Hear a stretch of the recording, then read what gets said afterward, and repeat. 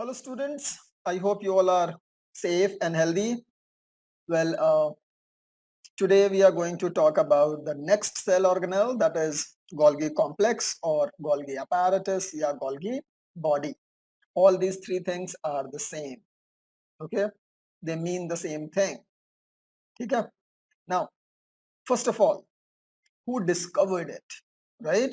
So Golgi complex or Golgi apparatus was discovered by a scientist named Camillo Golgi. Okay? So one thing is evident that this particular cell organelle has been named after his discoverer Camillo Golgi. Correct? So शुरू में जब Camillo Golgi ने इसको discover किया था, he gave it some another name, right? Like internoreticularis, something like that. Later in around 1969, it was renamed as Golgi complex or Golgi apparatus after its discoverer, Camillo Golgi. Okay? So Camillo Golgi discovered this complex or this cell organelle in the nervous tissue. He was a physician. Okay? So in nervous tissue in around 1897, in 1897 he first discovered it, but the first report came out in 1898. Okay, so Camillo Golgi discovered Golgi complex in nervous tissue in 1897. अगर किसी book में 1898 लिखा है तो उसको भी आप सही मानेंगे, ठीक है? Do not outrightly reject it.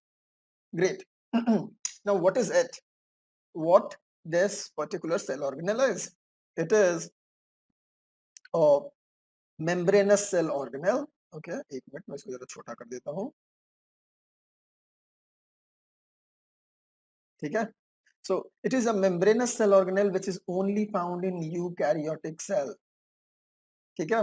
देखिए, इससे पहले भी हम लोगों ने बात किया है कि यूकैरियोटिक सेल में ही मेम्ब्रेन बाउंड सेल ऑर्गेनेल्स होते हैं और गोल्गी कैसा है? It is a membranous cell organelle, यानी कि ये मेम्ब्रेन बाउंड सेल ऑर्गेनेल है। तो ये भी कहाँ मिलेगा? सिर्फ यूकैरियोटिक सेल में, प्रोकैरियोटिक सेल में ये नहीं मिलेगा। ओके, नेक्स्ट क्वेश्चन इज कि क्या हर एक यूकैरियोटिक सेल में मिलेगा? No, biology is the science of exceptions, right? तो यहाँ पे भी कुछ एक्सेप्शंस हैं। देखिए क्या एक्सेप्शंस हैं। मैच्योर्ड आरबीसी, देखिए जो मैच्योर्ड आरबीसी होता है एंड जो आपका मैच्योर्ड सीव ट्यूब सेल्स होते हैं, ये दोनों में न्यूक्लियस नहीं होता। न्यूक्लियस नहीं होगा तो उसमें एंडोप्लाज्मिक रेटिकुलम भी नहीं होगा, उसमें गोल्गी apparatus भी नहीं होगा। ठीक है, समझ में आ रहा है? तो ईआर, जीसी, लाइसोसोम, ये जितने भी सेल ऑर्गेनेल्स हैं, ये सारे माइटोकॉन्ड्रिया, क्लोरोप्लास्ट, ये सारे के सारे जो सेल ऑर्गेनेल्स हैं, ये matured RBC and sieve tube cells में नहीं मिलते। ना न्यूक्लियस होगा, ना rest of the cell organelles होंगे। Okay, great. सो जीसी या गोल्गी apparatus जो है, that is found in eukaryotic cell, लेकिन एक्सेप्शन क्या है? Matured RBC and sieve tube cells. Huh? Now you know that sieve tube cells are part of phloem. ठीक है, चलिए next चीज देखते हैं हम लोग। Now, if we talk about the structure, है ना, कि गोल्गी कॉम्प्लेक्स का स्ट्रक्चर कैसा है, ये दिखता कैसा है। ओके, तो see here, I am drawing it for you. So this is how Golgi apparatus or Golgi complex या Golgi body looks like. Can you see? सबसे नीचे जो मैंने बनाया है that is a beaded structure. ऐसा लग रहा है कि बीच में swell किया है, फिर कंस्ट्रक्शन है, फिर swelling है, फिर कंस्ट्रक्शन है। ऐसा नहीं लग रहा है कि छोटे छोटे छोटे छोटे इंडिविजुअल बहुत सारे वेसिकल्स थे, उन वेसिकल्स को एक साथ मैंने फ्यूज कर दिया है, राइट? और फ्यूज करने के बाद ऐसे आगे चल करके बड़े बड़े लंबे लंबे स्ट्रक्चर्स बने हैं। इंडीड ऐसा ही होता है। ठीक है, जो एंडोप्लाज्मिक रेटिकुलम के वेसिकल्स होते हैं, they fuse to form Golgi complex और गोल्गी apparatus। ठीक है, याद रहेगा। वेल अब इसके ऊपर तो सबसे जो पहला आपका स्ट्रक्चर बनता है वो ऐसे लगता है कि वेसिकल्स के फ्यूजन से बन रहा है। उसके बाद से ये थोड़े स्मूथ हो जाते हैं and they become thin flat sac-like structure, okay, which are having some concavity, है ना? तो जितने भी आपके ये flat unbranched thin sac like structures दिख रहे हैं, ये सब बिल्कुल सीधे-सीधे नहीं है बल्कि ऐसे थोड़े-थोड़े मुड़े हुए हैं, right? So they have a concavity, okay? Now see, तो यहाँ पे हमने वैसे ही ड्रॉ कर दिए हैं और इन सब के अंदर में जो जगह है उसमें एक फ्लूइड भरा हुआ है, right? Now this fluid is somewhat similar to the fluid found in endoplasmic reticulum, okay? Great. और जैसे एंडोप्लाज्मिक रेटिकुलम हमने देखा था कि ये जो फ्लैट सैक लाइक स्ट्रक्चर्स थे जो एक के ऊपर एक अरेंज थे पैरेलली, उनको हमने सिस्टर्नी कहा था। वैसे ही यहाँ पे गोल्गी के भी इन thin flat unbranched parallelly arranged sac like structures को हम क्या बोलते हैं? सिस्टर्नी, ठीक है? और सिस्टर्नी पेरिफेरल पार्ट में किनारे की तरफ जाकर के ये ब्रांचिंग होते हैं और ब्रांचिंग करके टिब्यूल बनाते हैं, जो कि यहाँ पे मैंने नहीं दिखाया है, बस मैं बता रहा हूँ, आप याद रखिए, हायर क्लासेस में हम इसके बारे में पढ़ेंगे, ठीक है? तो वहाँ पे ये अगेन हाइपर ब्रांच्ड हो जाता है to form tubules and from this tubules arise these small vesicles, और ये वेसिकल्स किस में काम आएंगे? ट्रांसपोर्ट में, ठीक है? तो देखिए साइड में हमने वेसिकल्स बना दिए हैं और हर एक वेसिकल में कुछ ना कुछ भरा हुआ है, ठीक है? ग्रेट। तो जैसा मैंने बोला, ये जो थिन फ्लैट स्ट्रक्चर्स हैं इनको हम क्या बोलते हैं? सिस्टर्नी, ठीक है? और सिस्टर्नी कैसे हैं? Thin flat, okay, thin flat and unbranched sac like structure, ठीक है, which are parallelly arranged, they are convex, they have like two sides, convex side, है ना? जिस convex side जो है वो towards the nucleus होता है और इसको हम सिस साइड या हम लोग फॉर्मेशन साइड भी बोलते हैं, ठीक है? वेल इसका उल्टा, इसके उल्टे तरफ क्या होता है? कनकेव साइड होता है और कनकेव साइड को हम ट्रांस साइड या मैचुरेशन फेस बोलते हैं या एम फेस बोलते हैं, ठीक है? तो इधर ये हो गया एम साइड या एम फेस और ये हो गया सी फेस, ठीक है? ग्रेट। इसके अलावा हमने क्या देखा कि यहाँ ये जो छोटे-छोटे स्फेरिकल स्ट्रक्चर्स हैं इनको हमने बोला वेसिकल्स, ठीक है? और वेसिकल्स क्या होते हैं? देखिए, जो वेसिकल्स हैं, these are small spherical structures which helps in transportation of material from one place to another or from Golgi to the other organelle, ठीक है? तो याद रहेगा आपको, ये देखिए स्ट्रक्चर में क्या है? आपका सिस्टर्नी है और वेसिकल्स है, बस आप इतना अपने स्कूल में बना दीजिएगा। You do not have to worry about the tubules, ठीक है? वेल, चलिए, तो ये तो गोल्गी का स्ट्रक्चर हो गया। व्हाट इज इट्स फंक्शन, है ना? So let's see the function of Golgi apparatus. Well, talking of functions, देखिए गोल्गी के मेन फंक्शन क्या है? सबसे पहला फंक्शन है it helps in lipid synthesis, है ना? ये चीज हमने एससीआर में भी लिखा था, स्मूथ एंडोप्लाज्मिक रेटिकुलम में भी, हम गोल्गी में भी लिखते हैं। गोल्गी भी किस में हेल्प करता है? In lipid synthesis. Secondly, cell wall material synthesis, ठीक है? तो जो भी आपका प्लांट सेल में सेल वॉल बनता है, तो सेल वॉल हमने देखा था कि it is made up of cellulose, hemicellulose and pectin, correct? और ये सेल वॉल बनने के लिए जो तीन मटेरियल है, सेलुलोज, हेमीसेलुलोज एंड पेक्टिन, ये कौन बनाएगा? ये बनाएगा आपका गोल्गी कॉम्प्लेक्स, ठीक है? क्या अकेले बनाएगा? No, it makes with the help of smooth endoplasmic reticulum, ठीक है? ग्रेट। तो इसीलिए अगर क्वेश्चन पूछता है कि सेल वॉल मटेरियल का सिंथेसिस कौन करता है in a plant cell? It is Golgi complex, okay? Now one more thing, in case of plants, the Golgi complex is known as dictyosomes. क्या बोलते हैं? Dictyosomes, इस बात का ध्यान रखिएगा, ठीक है? ग्रेट। थर्ड हम क्या देख रहे हैं? It helps in melanin synthesis. Now what is melanin? देखिए बेटा, हमारा या हम आपके क्लास में जितने भी स्टूडेंट्स हैं, हर एक किसी का जो कलर है, स्किन का जो कलर है, वो बिल्कुल सेम नहीं होता, राइट? किसी का थोड़ा फेयर होता है, किसी का थोड़ा डार्क होता है। नाउ ये क्यों होता है? This is because of melanin, ठीक है? अगर किसी के स्किन में मेलानिन का कॉन्सेंट्रेशन ज्यादा है, he or she will appear a bit more darker, ठीक है? Dark complexion.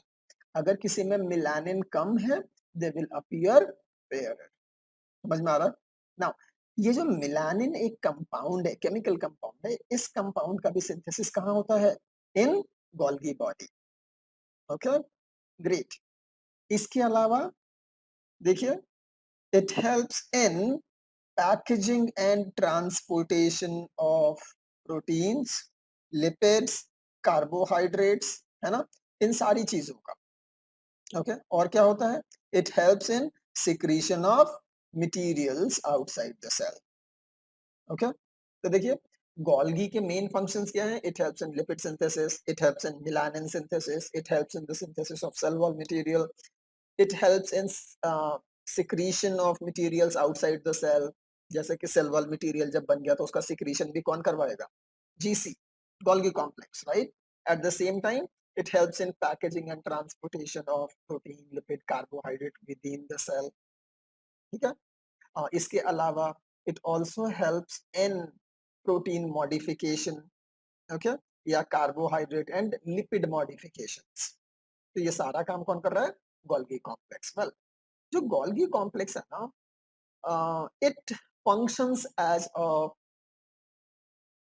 post office, okay?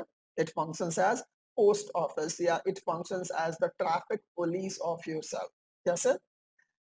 जो कुछ भी RER एंड SER में बन रहा है, that is rough endoplasmic reticulum and smooth endoplasmic reticulum में सिंथेसाइज होता है, that eventually comes into the Golgi.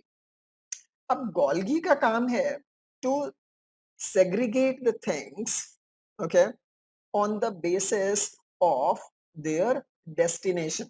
मान लीजिए कि ER and RER and SER से गोल्गी के पास 1000 प्रोटीन्स आए, मतलब 1000 तरह के प्रोटीन आए, correct? Now out of this 1000 type of proteins, it is the function of Golgi to segregate them into various groups on the basis of their destination। मान लीजिए 1000 में से 250 ऐसे प्रोटीन्स थे जिनको कि लाइसोसोम में जाना था। तो जितने भी लाइसोसोम में जाने वाले प्रोटीन्स हैं, उन सबको एक जगह इकट्ठा करेगा, है ना? एक जगह सेग्रीगेट करेगा, सेग्रीगेट करके उसको एक वेसिकल में पैक करेगा ये। कौन? गोल्गी। और एक वेसिकल में पैक करके फिर इस वेसिकल को भेजेगा कहाँ? गोल्गी के पास। समझ में आया? सिमिलरली मान लीजिए कि कोई और प्रोटीन है या और कुछ कार्बोहाइड्रेट है, लिपिड है, इसको सेल के बाहर सिक्रीट करना है। तो जो भी सेल के बाहर सिक्रीट होना है, उनको एक अलग पैकेट में, अलग वेसिकल में पैक करेगा। ठीक है? मान लीजिए किसी को स्फेरोसोम्स के पास जाना है या सेल में किसी दूसरे ऑर्गेनेल के पास जाना है, तो उसको भी अकॉर्डिंगली ये पैक करके भेजेगा। समझ में आ रहा है? सो गोल्गी क्या कर रहा है? चीज़ों को मॉडिफाई कर रहा है, उनके सिंथेसिस में हेल्प कर रहा है, फिर उनका सेग्रीगेशन कर रहा है, सेग्रीगेशन करके उनकी पैकेजिंग कर रहा है और पैकेजिंग करके उनका ट्रांसपोर्टेशन भी कर रहा है। नहीं? तो ये सारा काम भी तो पोस्ट ऑफिस में होता है ना, right? When you when a postman comes और वो जो लेटर बॉक्स होता है उसमें से हजारों लेटर्स निकालता है, फिर उसको लेके कहाँ जाता है? पोस्ट ऑफिस में। और उन हजारों लेटर्स को वो क्या करता है? सेग्रीगेट करता है on the basis of their destination city. जैसे दिल्ली जाने वाली जितनी भी चिट्ठी है उसको एक जगह करेगा, सपोज कोलकाता जाने वाली जितनी भी लेटर्स हैं उनको एक जगह करेगा, ठीक है? So what it is doing, it is segregating them, then packaging, है ना, उनको अलग अलग बंडल्स में बनाएगा और फिर उनको अलग अलग जगह भेजेगा। तो transportation, this is what GC is doing. इसीलिए हम जीसी को post house of the cell भी बोलते हैं या post office of the cell भी बोलते हैं। नॉट ओनली दिस, ये सेलुलर ट्रैफिक को भी कंट्रोल कर रहा है कि कौन सी चीज कहाँ जा रही है। इसीलिए हम गोल्गी अपैरेटस को traffic police of the cell भी कहते हैं, ठीक है, या ट्रैफिक कंट्रोलर भी कहते हैं। याद रहेगा? Great. So these are the functions of GC. Okay, I hope आप लोग को समझ में आ रहा होगा। So GC, endoplasmic reticulum. एक और चीज आपको बता दूं कि जो एंडोप्लाज्मिक रेटिकुलम होता है उसी से जीसी का फॉर्मेशन होता है, करेक्ट? नाउ इसीलिए हमेशा सेल में ईआर के पास ही जीसी होता है, ठीक है? जहाँ पे ईआर होगा वहीं पे जीसी भी होगा। एक और चीज़, हमेशा देखिए इधर जो सिस साइड है या जो फॉर्मेशन साइड है गोल्गी का, वो न्यूक्लियस के तरफ होता है और जो मैच्योरेशन साइड है वो कहाँ होगा? साइटोप्लाज्म के तरफ या फिर प्लाज्मा मेम्ब्रेन के तरफ। समझ में आ रहा है? ग्रेट। तो हमेशा ये इसी ओरिएंटेशन में होता है। Cis side towards the nucleus, trans side towards the cytoplasm. Okay? Great. तो हम लोग एक बार रिवाइज कर लेते हैं कि अभी आज हमने क्या-क्या पढ़ा। हमने पढ़ा कि जो गोल्गी कॉम्प्लेक्स है उसको हम गोल्गी apparatus या गोल्गी बॉडी भी बोलते हैं and it was discovered by Camillo Golgi in nervous tissue in 1897। ठीक है?